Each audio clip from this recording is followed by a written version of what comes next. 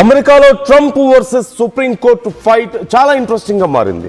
Trump సుంకాలను supreme court రద్దు చేసింది. ప్రపంచ దేశాల మీద ఇష్టం వచ్చినట్లుగా టారిఫ్లు విధించుకుంటూ పోవడం కరెక్ట్ కాదని, కేవలం అత్యవసర సమయంలో మాత్రమే ఉపయోగించాల్సినటువంటి చట్టాన్ని మీ ఇష్టారీతిన మీ ఇష్టం వచ్చినట్లు మీ అవసరాల కోసం ఉపయోగించుకోవడం కరెక్ట్ కాదు అంటూ సుప్రీంకోర్టు ఒక తీర్పు చెప్పింది. ప్రపంచ దేశాల మీద అధికంగా విధించినటువంటి ఈ పన్నులు చెల్లవు అంటూ కూడా చెప్పింది. ఈ నేపథ్యంలో సుప్రీంకోర్టులో ఉన్నటువంటి మొత్తం జడ్జిలు 6-3 తేడాతో, అంటే 6 ట్రంప్ చేసినటువంటి ఈ టారిఫ్ విధానాలన్నీ తప్పు అని చెప్పారు. ఒక 3 మాత్రం అనుకూలంగా మాట్లాడారు. సో మెజారిటీ వ్యతిరేకంగా ఉన్నారు కాబట్టి ట్రంప్ తీసుకున్నటువంటి నిర్ణయాలు తప్పు అంటూ సుప్రీంకోర్టు చెప్పింది. 6-3తో ట్రంప్కి ఎదురు దెబ్బ తగిలింది. ఈ నేపథ్యంలో ట్రంప్ ఇక ఏం చేస్తాడో, వెనక్కి తగ్గుతాడేమో, ఇప్పటికైనా కళ్ళు తెరుచుకుంటాడేమో అనుకుంటే ఇవన్నీ నాకు అనవసరం, అసలు సుప్రీంకోర్టే తప్పు, సుప్రీంకోర్టు మీద విదేశీ శక్తుల యొక్క ప్రభావం ఉంది అని ఆ దేశ సుప్రీంకోర్టును సైతం తప్పుబట్టి ఇంకా ఎక్కువ మాట్లాడితే నేనేంటో చూపిస్తా అని, అంటే ఏదో చెప్తుంటారు కదా, లేస్తే మనిషిని కాదని చెప్పేసి, మర్యాదగా నా పని నన్ను చేసుకునివ్వండి, లేదంటే ఇంకా ఎక్కువైపోద్దని చెప్పి ఇప్పుడు మళ్ళీ ఎక్స్ట్రా ఇంకో 10% టారిఫ్స్ విధిస్తున్నట్లుగా ప్రకటించాడు. సో మొత్తం మీద ఇప్పటికే ఆ దేశంలో కాంగ్రెస్లో సైతం, అక్కడి కాంగ్రెస్లో ట్రంప్ను పక్కన పెట్టేయాలి, ట్రంప్ అధికారాలు తీసేయాలి, ట్రంప్ని అధ్యక్ష పదవి నుంచి తొలగించాలంటూ డిమాండ్ పెరుగుతూ వస్తుంది. ఇలాంటి సమయంలో సుప్రీంకోర్టు ట్రంప్ తీసుకున్నటువంటి నిర్ణయాలు తప్పు అని చెప్పడం, తమ స్వార్థానికి అక్కడ ఉన్నటువంటి అత్యవసర చట్టాలను ఉపయోగించుకుంటున్న సమ్ ఎమర్జెన్సీ కండిషన్స్ కోసం కొన్ని చట్టాలు ఉన్నాయి. అక్కడ అమెరికాకి ఏదైనా నష్టం జరుగుతుందన్నా, అమెరికా వాణిజ్యాన్ని ఇతర దేశాలు దెబ్బతీస్తున్నా, లేదంటే అమెరికాకి యుద్ధం చేయడానికి రెడీ అవుతున్నా, లేదంటే అమెరికాకి నష్టం చేస్తున్నటువంటి దేశాలకు డైరెక్ట్గా సపోర్ట్ ఇచ్చినా, ఏవైనా ఎమర్జెన్సీ కండిషన్స్లో ఈ చట్టాన్ని ఉపయోగిస్తారు.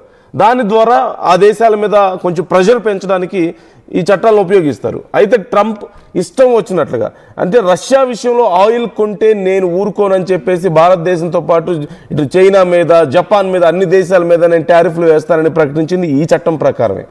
అధ్యక్షుడికి ఆ హక్కు ఉంటుంది, కానీ it's only for emergency conditions. ఇష్టం వచ్చినట్లుగా తనకి తోచినట్లుగా టారిఫ్లు వేసుకుంటూ పోవడానికి కుదరదు.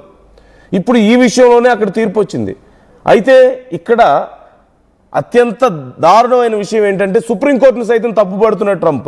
సుప్రీంకోర్టు మీద విదేశాలకు సంబంధించిన శక్తుల ప్రభావం ఉంది, వాళ్ళు ఏదో ఇన్ఫ్లుయెన్స్కి లోనయ్యారు, లేకపోతే ఇలాంటి తీర్పు ఇవ్వరు, అసలు అధ్యక్షుడి ఇష్టం ఏది చేసినా అని చెప్పి మాట్లాడుతూ ఇంకో 10% టారిఫ్లు వేస్తున్నటువంటి పరిస్థితి. నా దగ్గర ప్లాన్ బి కూడా ఉందని చెప్తున్నాడు. నేను ఇప్పుడు వెనక్కి తగ్గకపోగా మీరు చెప్పారు కాబట్టి, మీరు నన్ను కెలికారు కాబట్టి నేను ఇంకా ఎక్కువ రెచ్చిపోతా అని చెప్పి మాట్లాడుతున్నాడు. అది కూడా ఎవరి మీద, ఏ రష్యా మీదో భారత్ మీదో కాదు, వాళ్ళ సుప్రీంకోర్టు మీద మాట్లాడుతున్నటువంటి మాట ఇది. అమెరికా జోలికి వస్తే ఎంతకైనా తెగిస్తానని, నేను తలుచుకుంటే ఏ దేశాన్నైనా నాశనం చేయగలనంటూ ట్రంప్ మాట్లాడుతున్నటువంటి తీరు మనకు కనపడుతుంది. ఒక్కసారి ఏమన్నారు చూద్దాం. సుప్రీంకోర్టు ఆర్డర్స్ ఏమొచ్చాయి, ట్రంప్ దానికి ఎలా రెస్పాండ్ అయ్యారనేది ఒకసారి మనం చూద్దాం. On tariff, the Supreme Court's ruling on tariffs is deeply disappointing, and I'm ashamed of certain members of the court, absolutely ashamed, for not having the courage to do what's right for our country. The Supreme Court's ruling on tariffs is deeply disappointing, and I'm ashamed of certain members of the court, absolutely ashamed, for not having the courage to do what's right for our country. తను deeply ashamed అంట. ఇలాంటి తీర్పు వచ్చినందుకు తాను చాలా అషేమ్డ్గా feel అవుతున్నాను అని చెప్పి మాట్లాడుతున్నారు. అలాగే తనకి అన్ని అధికారాలు ఉన్నాయి, అవసరాన్ని బట్టి దేశం కోసం ఏ నిర్ణయాలైనా తీసుకునే అధికారం తనకుంది అని చెప్పి కూడా ట్రంప్ అంటున్నారు. సో మనం చూడొచ్చు ఎంత కాన్ఫిడెంట్గా.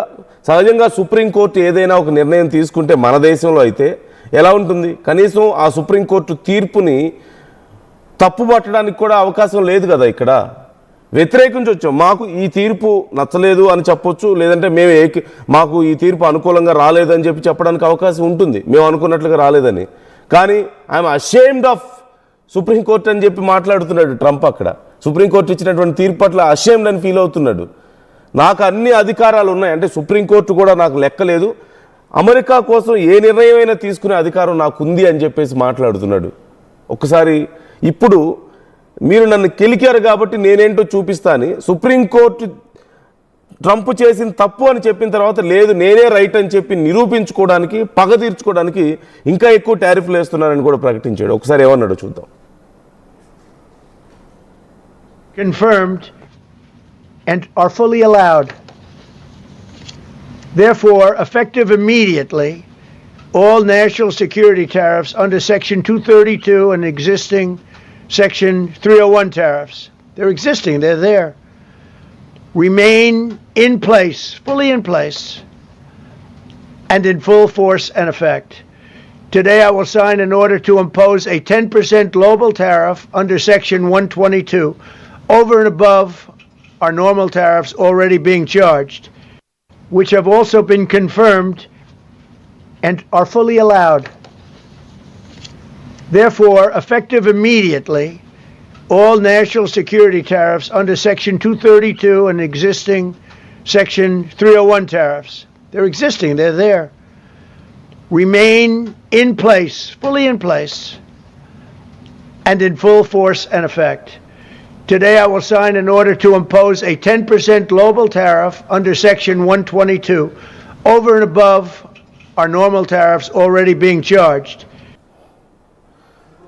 ఆల్రెడీ ఛార్జ్ చేస్తున్న టారిఫ్స్ కంటే ఇంకొక 10% టారిఫ్స్ నేను వేస్తున్నాను ఈ గ్లోబల్ ఛార్జెస్ అంటూ మాట్లాడుతున్నాడు. అంటే ఇప్పటికే ప్రపంచ దేశాల మీద విధించినటువంటి టారిఫ్లు 50%, 100% విధిస్తానని ఇప్పటిదాకా బెదిరిస్తూ వస్తున్నాడు కదా. గ్రీన్లాండ్ దగ్గర నుంచి మొదలు పెడితే భారతదేశం కానీ, రష్యా కానీ, ఇలా అన్ని దేశాల మీద, ఈ అన్ని దేశాల మీద ఇప్పటికే విధించినటువంటి టారిఫ్లు